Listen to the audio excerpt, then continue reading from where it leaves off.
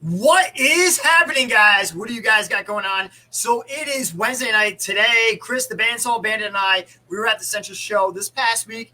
This weekend, I'm heading out to Houston, and we're back on the videos. We moved a lot of the videos from the Keep On Reefing page, and we're bringing everything right here on the OSA page because one of the things I want to talk about is quarantine tanks. That's been like the big talk for us in the shop, for getting people into it, and because I feel like it's something really important when it comes to having a saltwater aquarium. Understand what you should do for a quarantine tank. And you're going to hear a bit of information from this person, that person over here, this one. So we're going to kind of tell you about the OSA way. And I'm going to bring Allie in because Allie works on the aquariums here. So we have Allie and Ernie both work on the aquariums here. So I want Allie to talk about kind of like what we do for a process here for quarantine fish and what we try to get people to do for quarantine fish before they put them in their saltwater reef tanks displays. Allie, what is happening? Not much. So quarantining is actually a lot easier than it seems. I think a lot of people just, they're worried because now they have to set up a whole nother new tank, but it's a lot easier than it sounds. So basically we want to get, usually for like normal fish, we're looking at a 20-gallon tank. Yep. We don't need anything crazy unless you're getting those big fish. You don't want to shove them in a small tank, but a 20 is usually good for any kind of, your regular reef fish. So we start with that. And then, of course, we got the essential steps. So we want to have a filter on there, some kind of agitation on the surface. We're not necessarily running any type of media, especially for medicating. We don't want to put any carbon or anything in there, but we just need that surface agitation. The oxygen is super important, especially if you're medicating. The CCAM titles so far have been our favorite for the quarantine process. What I also like about these is the fact that they have a surface skimmer on them. So this helps out very huge. What I also like about it, it's very easy to fix. So you open up the top, and it's just a sponge filter inside there, right? Just like anything else. It's very simple. When we run a quarantine tank, we don't run any media. We don't take anything else. So you guys can see this is what we use it for. This quarantine is just simple sponge. Some people might put some rock or something like that. Some sort of filtration, like as in like some beads if you're running like something like that. Something for the actual media, but no chemical filtration whatsoever. You don't want to take, if you're adding any additives, any of that out of the water. It's good to have that beneficial bacteria too. So if you have, a little piece of live rock that's from your sump and you put that in there, that can kind of help. Another thing too, of course, is a heater. Super important. We really like the Cobalts. They're small and they're thin. And if you're only doing a small quarantine tank, you don't want to take up a bunch of room. So these are nice. And they're plastic, which is good. So if you have a fish in a quarantine tank, you may not want glass in there. So these are good. Why would you quarantine a fish? So in your display tank, once you get ick, you can't treat it, unless you go fallow, unless you take all your fish out. There's no medicines that will go in a reef tank that are necessarily going to get rid of ick. So there's stuff that'll help, you can do like garlic and Riddick and stuff like that, but they just keep the fish healthy and kind of help their immune system, but it's not killing that ick. So if we stop it before they get in that tank, you're not introducing that ick in there. That's always a consistent problem, especially with fighting fish fighting, introducing that's crypt, any sort of protozoan parasite will always be an issue. It's just the way the nature of the saltwater tanks. Mm-hmm. So what we do is for most of our services, installs, or anything like that, my personal favorite is UV sterilization. Like, I love UV. Like that's like my all-time favorite go-to. If you're running a reef aquarium, this is personally, yet again, our way of doing things. I love UVs. I feel like this is like a safety zone, and it just helps out. Is a UV sterilizer going to help you if you have an ick outbreak? It's in the tank. Is it going to save all the fish? Probably not. But if you have it in there, it's amazing preventative maintenance. And then when you start a quarantine tank, that helps out absolutely huge. Like I was talking about 20-gallon tanks. Also, what we'll use is 20-gallon, the all-in-ones, actually my water box. Those have worked out really well as quarantine tanks as well. But really, if you're working on this massive display, you have this unbelievable display, quarantine is really important because you just put that one wrong fish and you have an issue goes into that, you don't want to wipe everything out, because we love our fish. That's what we do. We love fish, and we want them to have the best lives possible because that's on us. That's our responsibility to be able to do that for them. So kind of quick tips on how to do it. Now, once we use like the filtration media, so like I said, I love the titles for that. Allie's also showing the Cobalts. I really like the heaters because, those heaters for the size and what they do.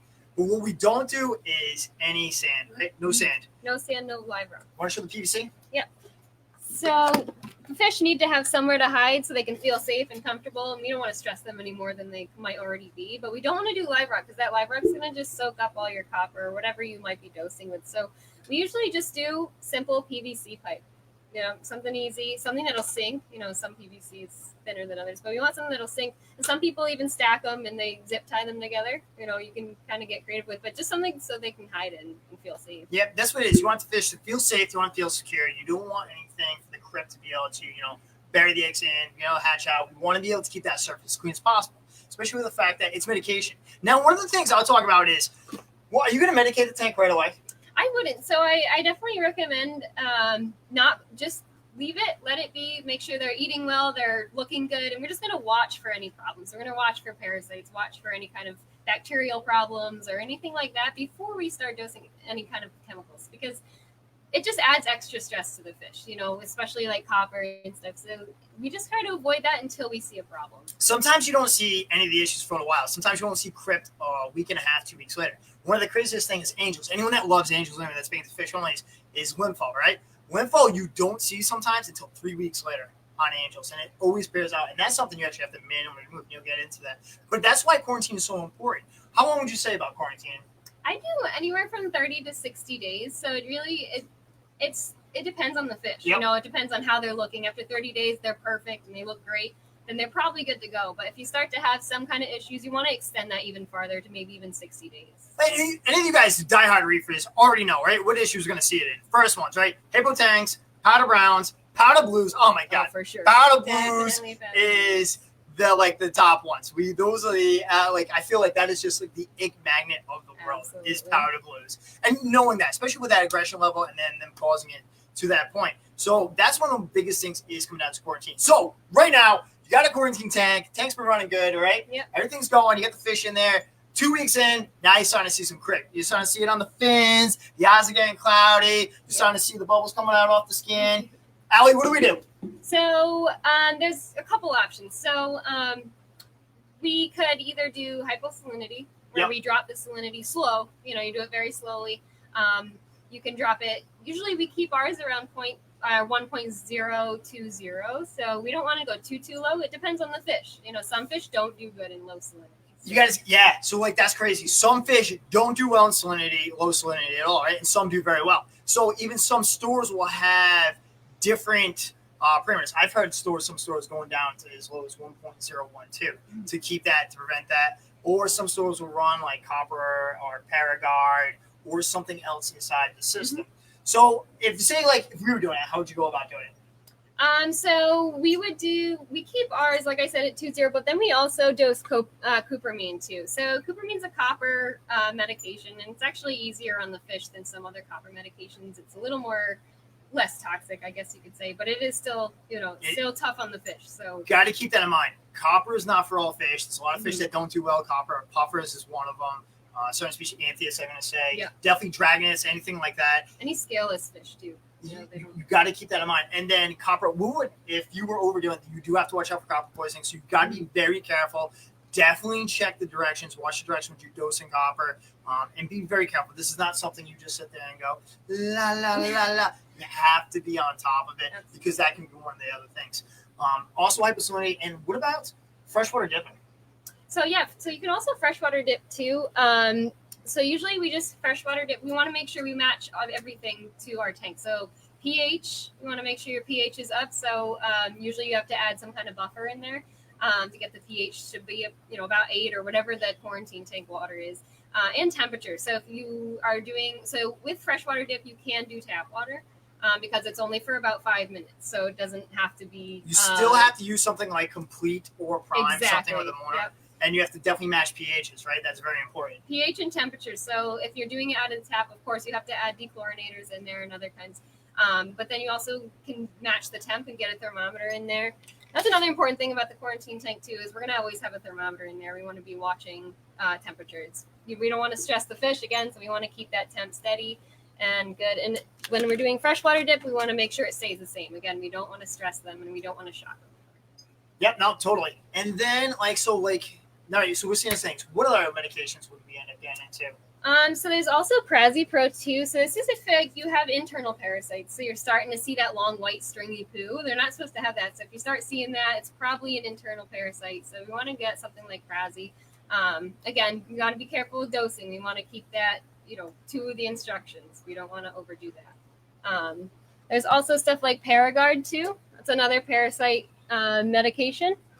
And then this is another big one that this one we do a lot. We really like. That's why I brought Ernie's comment up, right? Yeah. Ernie's talking about feed, right? That's one of the best things you can do is really pound food into the fish. And that's one of the biggest things that we do here is really get those fish to eat as much as we can. So here we don't do any dry foods. We do all frozen foods. We do heavy frozen foods. We do very heavy feedings. Best of the best.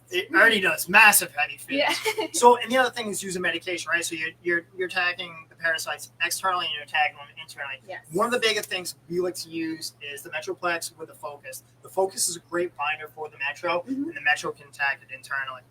Yep. So, and like Ernie said, and like Scott said, healthy fish need to, the more you feed, the better it's going to be. Of course, we don't want to like dirty the tank and go crazy with it, but we want to make sure they're eating as much as we can get them to eat. And like tangs, lots of seaweed, we got to just pound it with seaweed because that's like the best thing for them. So especially when it comes to aggression, like if you have aggression inside your tanks and you're getting that tail whipping starts happening, that's a lot of times what the cause is, right? Anyone's ever had a tank and they'll see like a tang to pin a fish up against the top of the corner.